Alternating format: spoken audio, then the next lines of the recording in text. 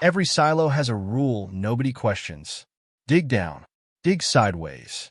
Dig until the tunnels loop back on themselves. Just never dig more than 200 feet outward.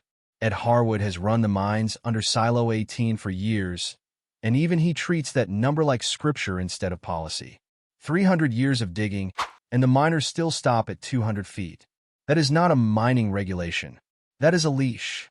And once you start asking why the leash is exactly that length, the rest of Silo's third season starts rearranging itself in front of you. I want to build a case in this video, using what the show has confirmed, what the show is only implying, and a few pieces of real production context that most recaps are leaving out entirely. Because Silo has quietly done something clever this season.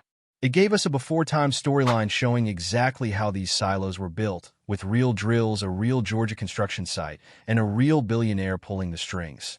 Most people are watching that half of the show as backstory. I think it is the key to the whole underground mystery. Stick around, because by the end of this I think you'll see the mines completely differently. Let's start with what the mines are supposed to be.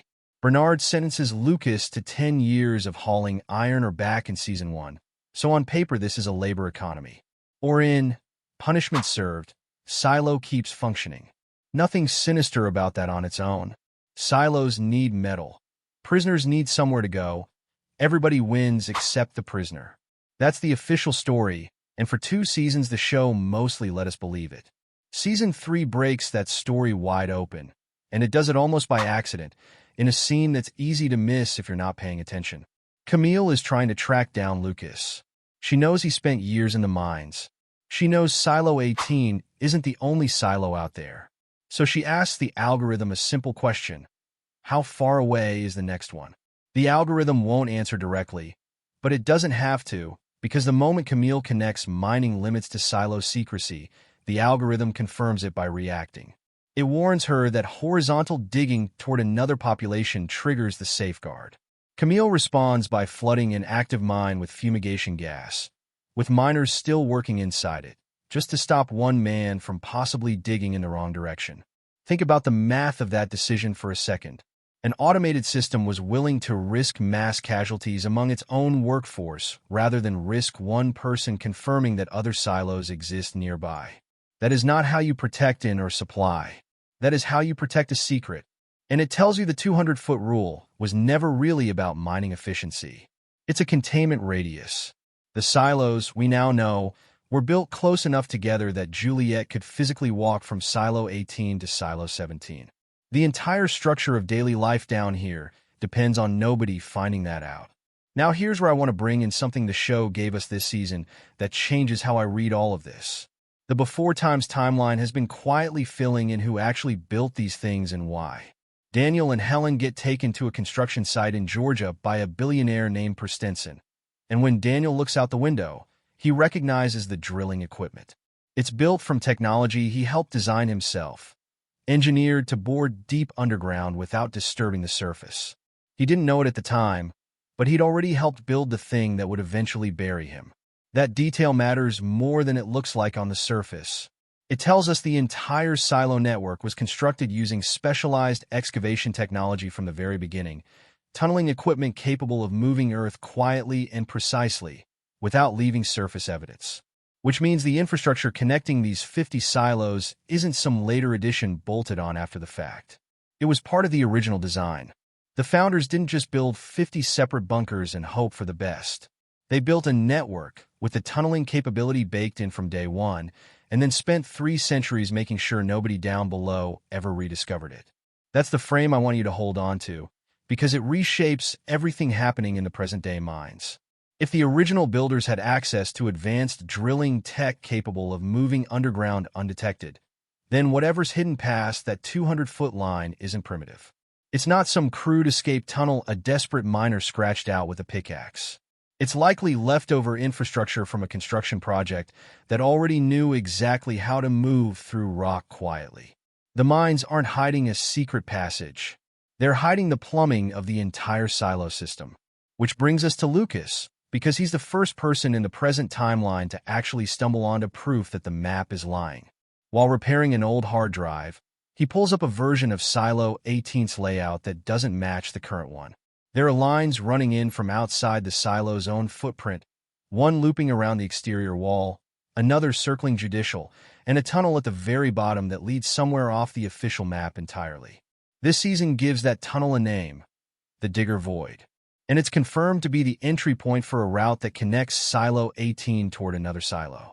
Knox reports on its status in the very first episode, which tells you somebody has been actively managing that door for a long time, resealing it whenever it risks becoming visible again. Later in the season, Martha goes as far as sealing the Digger Void off completely, burying the exact spot where George and Juliet first uncovered the truth years earlier. That's not maintenance. That's someone erasing evidence in real time. Bernard fills in more of the picture. One of those hidden lines carries power in from Silo 1. The other feeds directly into the safeguard system Judicial answers to. So the tunnel network isn't just physical, it's operational. Power, control signals, and containment protocols are all running through ground that convicted prisoners are digging through every single day. Patrick Kennedy actually says the quiet part out loud at one point, pointing out how strange it is that something this sensitive is buried anywhere near a workforce made up of criminals. And he's right to be suspicious, because the moment Lucas got close to that same infrastructure, the algorithm was willing to gas an occupied mine to stop him. So here's the logic so far. The founders built an interconnected tunnel system using genuinely advanced drilling technology. They buried live infrastructure inside the one part of the silo where nobody with credibility works, the mines. And they enforce silence through a rule so old that even the man in charge of enforcing it, Harwood, can't fully explain why it exists. That's a good system, as long as everyone follows the rule. The problem is, almost nobody in this show follows the rule. Which gets us to Gus Knox, and honestly, this is where Season 3 stops feeling like a mystery show and starts feeling like a heist that's been quietly running for years. Knox has spent most of his adult life avoiding his father, a man who abandoned the family and built a reputation as a small-time smuggler working out of the mines. When Billings and Hank finally get Knox to help them dig into his father's past, they're told the man died 2 years earlier. One episode later, that story falls apart. Gus's death was staged.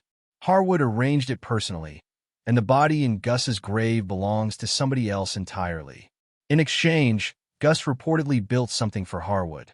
Something valuable enough that the head of the mines was willing to falsify a death record and keep a dangerous secret buried for years, even with Gus's own son working right there in the same silo. Now line that up against Harwood's daughter, Glenda. Before Orla replaced her, Glenda worked directly under the head of supply, and surveillance footage recovered by Billings places her near the mines during the exact window of a fumigation raid, and then in supply again less than 10 minutes later. That trip should take significantly longer using the stairs, which are the only official way to move between departments. There is no version of the normal silo layout that makes that timeline work. Something is letting Glenda skip the distance entirely.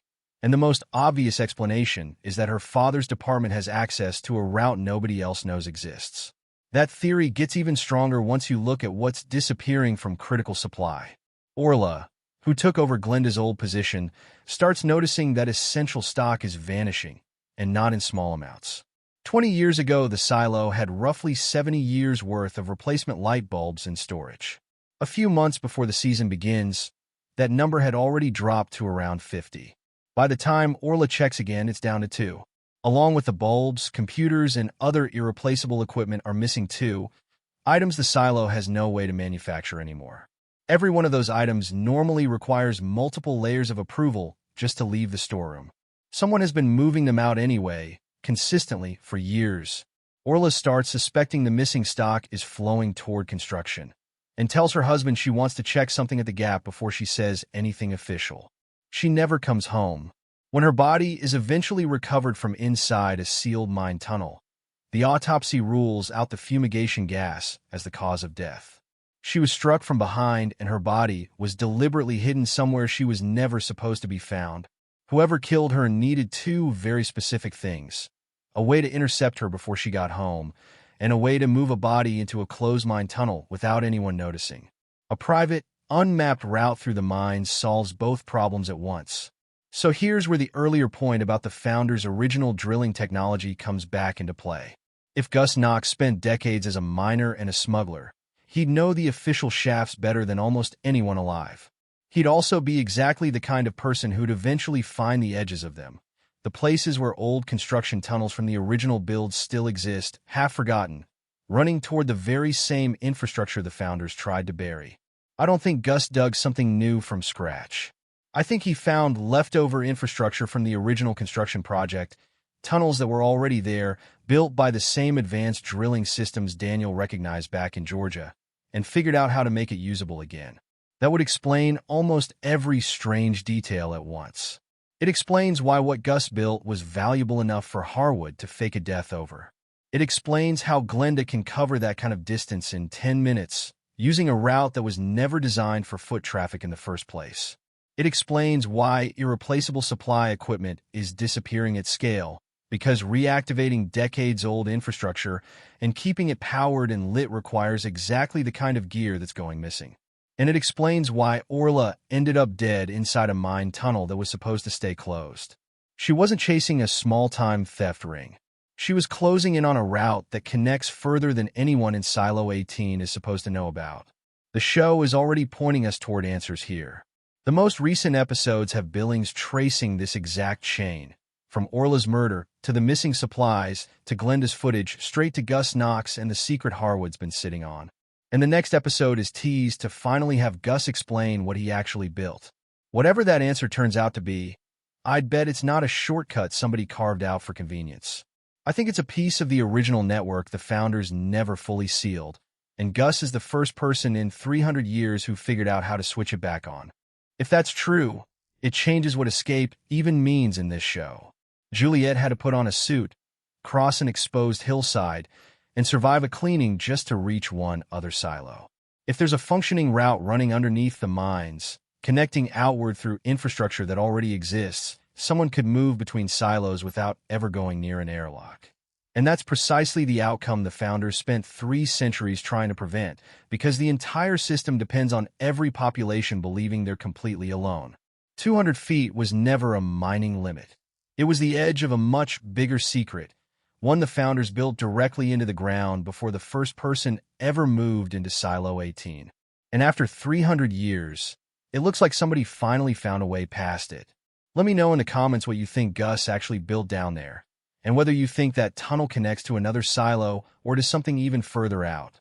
If you want me breaking down each new episode the moment it drops, subscribe and turn on notifications, because this theory is about to get tested fast.